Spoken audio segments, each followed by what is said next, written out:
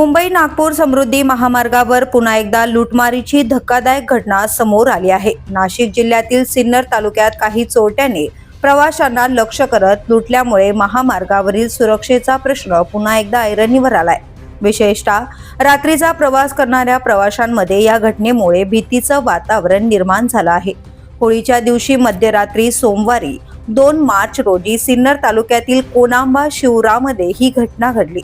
समृद्धी महामार्गावर 3 ते 4 चोरट्यांनी एक कारला अडवत प्रवाशांना लुटल्याची माहिती समोर आली आहे। चोरट्यांनी कारच्या काचा फोडून धारदार शस्त्रांचा धाक दाखवत प्रवाशांकडील सोनं, रोख रक्कम आणि मौल्यवान वस्तू हिसकावून घेतल्या। अचानक घडलेल्या या प्रकारामुळे कारमधील प्रवासी घाबरून गेले।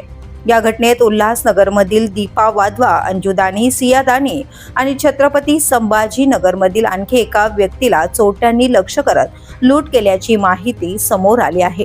दरम्यान रात्रीच्या वेळी काही महामार्गांवर अशा प्रकारच्या लूटमारीच्या घटना वाढत असल्याची चिंता व्यक्त केली जात असून समृद्धी महामार्गावरील प्रवाशांच्या सुरक्षेबाबत प्रश्नचिन्ह निर्माण झालं आहे। या प्रकरणी पोलिसांनी तपास सुरू केला आहे। The police news bureau, Mumbai.